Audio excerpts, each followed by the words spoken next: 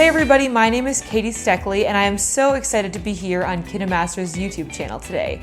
On my own YouTube channel, I love to share advice about social media growth and content creation. So in today's video, I am going to be teaching you how to create beautiful and shareable vertical videos completely on your smartphone using KineMaster. For this tutorial, I'm going to be showing you how I made this quick IGTV tutorial on how I make my matcha latte. Today I'm going to show you how I make my favorite hot drink, a matcha latte.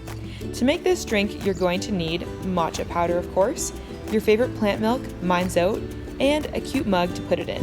You're going to start off by boiling some water. Altogether, you're going to need about a half a mug of boiled water for this. While that's heating up, add a teaspoon of matcha powder to your bowl.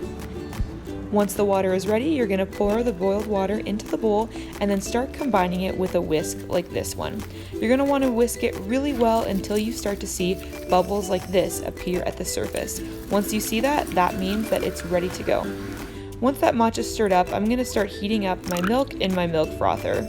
While that's going, I'm going to add a pump of my favorite vanilla syrup to sweeten up the matcha. Now that the milk is all steamed and frothed and ready to go, all I need to do is pour it into my matcha, and now I'm ready to enjoy this delicious latte. And that's how I make my matcha latte. For more videos like this, make sure you follow me on Instagram. Thanks so much for watching, and I'll see you next time. Bye! Before we dive into the tutorial, I want to share some strategies with you on how to work within the limitations of vertical video, and also how to take advantage of some of its benefits. The first challenge that we face with vertical video is that it is not the natural way that we as humans see the world, so it can be kind of challenging to portray scenes in the way that we're used to seeing them. Vertical video simply doesn't allow for the same field of view that traditional horizontal video does. So we need to come up with some creative ways to make the most of the 9:16 aspect ratio. Here are a few tips for ways that you can alter your shooting style so that you can effectively capture your scene in the vertical format. One thing you can do is lift your camera and heighten the angle of the scene to provide more depth to the scene. So in other circumstances where if you were shooting in horizontal, you would shoot something face on from eye level, think about lifting up your camera and tilting it down so that you can see more so what is in front and behind of the subject to give the scene more context. Another tip you can try is shooting your subject from a steeper angle. So rather than shooting your subject face on, think about coming from a 45 or more degree angle so that you can see more of the scene. For instance, in this context where I'm filming my desk, if I was filming a horizontal video, I would probably just film it from eye level straight on. You can see the entire context of what is on my desk. But when I switch to vertical, you can see that all I basically see in this scene is my laptop and not much else. In order to get the same context that I could in the horizontal video, I can take a few steps back and shoot my desk from a 45-degree angle so that I can see more of the context of the scene. Another challenge that we come across with vertical video is when we start to try to film scenes with people. It's called portrait orientation for a reason. It really is capturing a portrait of a single person. So when you try to bring more than one person into your scene, you're going to have difficulty with fitting them in the frame without them feeling weirdly close together or getting cut off. This can be a huge challenge when you're trying to film something like a conversation scene. In this example, you can see that in the traditional horizontal aspect ratio, it is very easy to capture both me and my conversation partner in the scene. However, when we try to make it vertical, we feel really cramped within the frame, and you can see that I'm drifting in and out because there really just isn't enough space to capture two people at once. However, the awesome thing about vertical video on social media is that there tends to be more acceptance of new and experimental ways of capturing a scene like this, so you can play around with different effects and transitions in order to capture the essence of the scene without doing it exactly the same way that you would in the horizontal format. So here's a couple examples of ways that you can do this. For one, you can take advantage of the height of this aspect ratio and actually try out a split screen format. So you can film both of your characters separately and then show each side of the conversation simultaneously on the screen by putting one of the clips at the top and the other at the bottom. So you can simultaneously see them speaking to each other and their reaction. Another thing you can try out, of course depending on the mood and the context of the scene, is using quick transitions to go between each character as they're speaking. Both of these methods provide the effect of being in the room with the characters and their conversation being connected to one another without ever actually having to put them both in the frame at the same time. Now that we've got our strategy for capturing our vertical video down, let me show you how you can edit your vertical videos using KineMaster. So you're going to start by opening up the KineMaster app and tapping on the New Project button. From there, we're going to select our aspect ratio. The vertical aspect ratio is labeled as 9:16.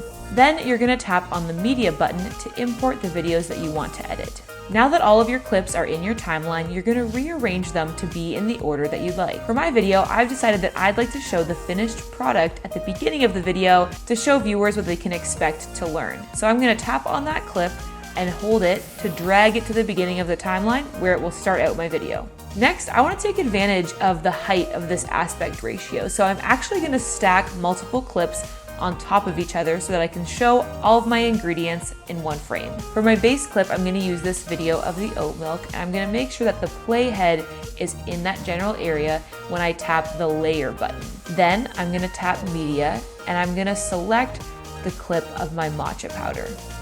I'm going to repeat this process as well to import the clip of my mug. Now that I've got these 3 clips layered on top of each other, I'm going to arrange them in the timeline so they all line up and start and end at the same time. In addition to that, I'm going to resize the clips so that they fit each on a third of the frame. I can select a clip by tapping on it in the timeline, and then I'm able to change the scale and the rotation. Because the lighting for each of these clips is just a little bit different and I want the white balance to match, I'm going to tap on each clip and then I'm going to scroll down until I find the adjustments button. I'm going to enter into that panel, and then I can change the brightness, contrast, saturation, temperature, and all that good stuff, and I can alter it until these clips look a little bit more similar. Next, I'm going to continue going through my timeline, trimming and rearranging clips as I go until I'm happy with the outcome. On this particular clip, I want to zoom in on the latte as I pour the milk because I kind of messed up the framing when I was filming it.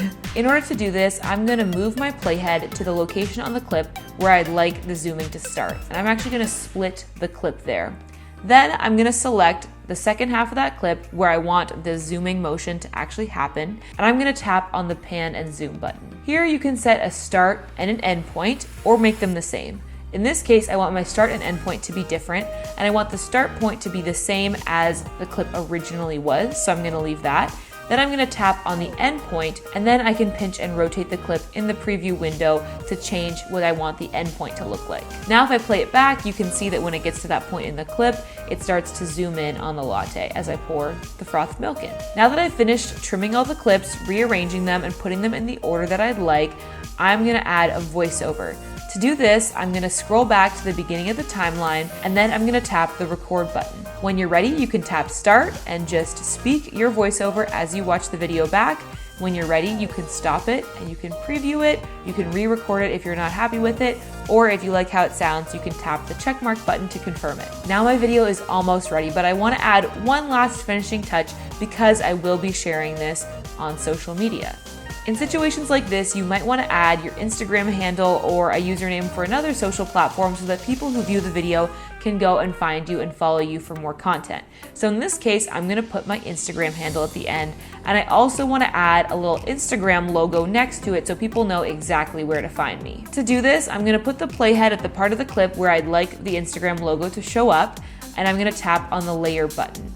Then I'm going to tap on photo so that I can scroll through my camera roll and find the Instagram logo that I've saved previously. As you can see, once I import it, it does have a white background, and I would like the logo to blend in a little bit better with my clip. So I'm going to scroll through the effects panel and I'm going to tap on the chroma key button. From there, I can select the color that I want chroma key to subtract from the image. So in this case, I'm going to pick white. Then I'm going to adjust my settings until it looks how I would like. Now I've got my Instagram logo on my background with a transparent background, and I'm going to add my username next to it by tapping layer and then tapping text. Here I can type in my Instagram username, and then after that I can change the font and I can change the color. Then I can resize it and move it around in frame. So I'll tap on the clip and then tap in animation. There's a lot of great animations to choose from here, so just select one that you like. Now that I'm finished editing my video, I'm gonna export it so that I can upload it to Instagram. To do this, I'm gonna tap the export button and then select the quality and frame rate of my video, and then I'll tap export. Now you have an awesome vertical video that you can share on social media. I've also created a tutorial on my own channel about how you can use KineMaster to edit really fun and viral TikToks, so make sure you check that out next. Also make sure to hit the subscribe button to get more KineMaster tips and tricks. If you've got questions or suggestions, make sure to subscribe and comment below. If you don't have KineMaster, you can get it on Apple's App Store and Google Play. Just use the links in the video description or search for KineMaster. Thanks so much for watching, and I'll see you over in my video. Bye!